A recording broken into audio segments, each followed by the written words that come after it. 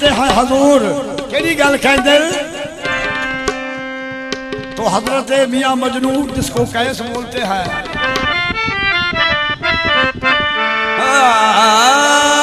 बिना इश्क से जिस्म ते जान मुर्दा होवे इश्क ते रूह विच जान होवे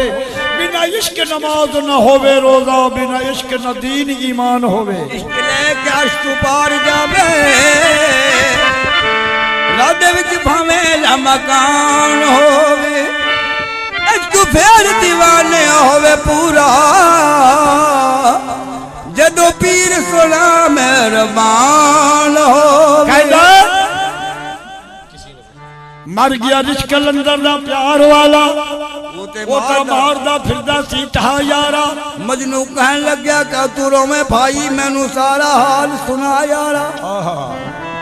कलंदर कहन लगा रसी प्यार वाला अज आ गई है जी कला मजनू एनू नचा खुदा के मैं विच गलियां रोजी अपनी लैंदा सा कमा मजनू मजनू कहन लगा ना तू रो भाई मन खुदा दी रजा बाजी मैनू रिच बना के तू काम ले ले रोजी अपनी ले तू कमा भाई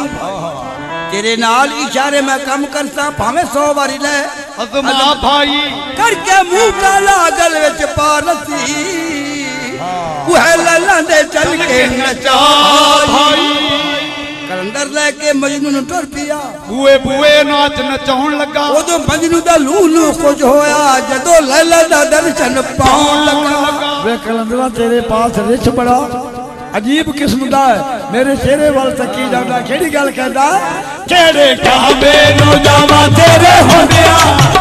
केड़े काबे नु जावा तेरे होंदिया जदों दी तेरी दी हो गई